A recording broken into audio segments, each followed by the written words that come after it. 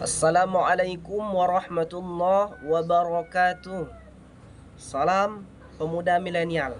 Apa kabar teman-teman? Mudah-mudahan kita senantiasa dalam perlindungan Allah Subhanahu wa taala. Buat teman-teman yang baru bergabung di channel ini, selamat datang di channel Salam Pemuda Milenial. Dan juga buat teman-teman yang belum subscribe channel ini, jangan lupa subscribe terlebih dahulu supaya teman-teman gak ketinggalan video-video berikutnya dari saya. Jadi pembahasan kita kali ini mengenai orang-orang yang menerima bagian fardu 1/4. Pada video yang lalu telah saya bahas orang-orang yang menerima bagian fardu 1/2. Buat teman-teman yang belum nonton video yang lalu, silakan tonton di beranda saya, itu ada. Jadi di dalam kitab Matan Rohabi dijelaskan orang-orang yang menerima bagian fardu 1/4 itu ada dua orang. Yang pertama itu suami apabila ada anak atau cucu. Jadi contoh, apabila istri meninggal, maka suami mendapatkan bagian harta warisannya. Berapakah bagian suami? Lihat keadaannya. Jikalau istri meninggalkan anak atau cucu, maka bagian suami 1/4. Tapi jikalau istri tidak meninggalkan anak atau cucu, maka bagian suami 1/2. Jadi di bagian 1/4 ini suami menerima bagian apabila ada anak atau cucu. Jadi kalau istri meninggalkan anak atau cucu, maka suami mendapatkan bagian 1/4. Kemudian yang kedua, seorang istri atau lebih apabila tidak ada anak atau cucu. Jadi teman-teman, seorang istri atau lebih mendapatkan bagian 1/4 jikalau tidak ada anak atau cucu. Contoh,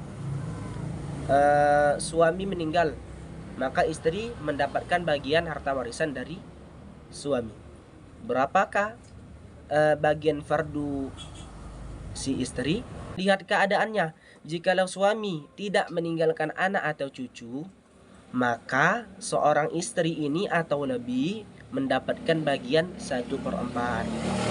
Tapi jikalau suami meninggalkan anak atau cucu, maka bagian seorang istri ini atau lebih itu nanti bagiannya 1/8. Dan itu belum kita bahas. Itu nanti akan kita bahas pada pertemuan yang akan datang. Jadi saya ulangi sekali lagi, orang-orang yang menerima bagian 1/4 itu ada dua orang. Yang pertama, suami apabila ada anak atau cucu. Yang kedua, seorang istri atau lebih apabila tidak ada anak atau cucu. Dan ini dijelaskan di dalam kitab Matan Rohabi. Di sini ada syairnya. Ayo kita baca syairnya sama-sama. Babur rubu'i. Ini adalah bab yang menjelaskan tentang bagian 1/4. Warrubu'u farduz zawji in kana ma'ah min waladi zawjati man qad mana'a wa huwa li kulli zawjatin aw aktsara ma'adamil awladi fima qaddira wa dhikrul awladil banini yu'tamad haythu i'tamadna al-qawla fi dhikril walad wa dhikrul awladil banini yu'tamad haythu i'tamadna al-qawla fi dhikril walad. Jadi teman-teman, di dalam kitab Matan Rohabi ini dijelaskan warrubu'u farduz zawji in kana ma'ah.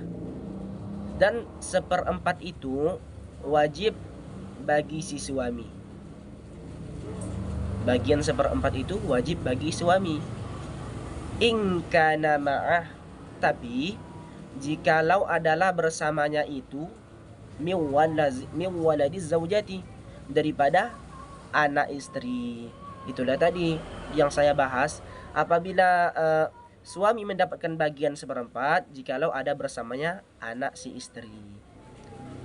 Man qad mana'ah, orang yang menghalangi si suami. Jadi anak istri ini menghalangi si suami, cuman enggak menghalangi secara mutlak.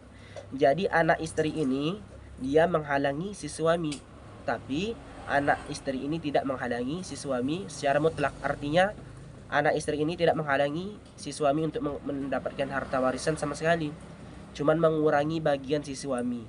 Yang tadinya jikalau tidak ada anak istri, maka suami mendapatkan bagian 1/2. Tapi jikalau dengan adanya anak si istri ini, maka bagian si suami berkurang jadi 1/4. Kemudian wahwa li kulli zaujatin aw aktsara, dan dia ini maksudnya bagian 1/4 itu li kulli zaujatin aw aktsara, bagi tiap-tiap orang istri atau lebih. Jadi bagian 1/4 ini juga diperuntukkan untuk satu orang istri atau lebih, tapi dengan syarat ma'adamil auladi fima qaddara, serta tiada anak pada apa-apa yang telah ditetapkan. Jadi seorang istri atau lebih itu mendapatkan bagian 1/4 ma'adamil auladi fima qaddara, serta tiada anak pada apa-apa yang telah ditetapkan. Artinya seorang istri mendapatkan bagian 1/4 itu jikalau tidak ada anak atau cucu. Itu intinya. Jadi itulah orang-orang yang menerima bagian 1/4. Mungkin ini saja pembahasan kita kali ini. Semoga bermanfaat. Ilal liqa' ma'as salama. Assalamualaikum warahmatullahi wabarakatuh.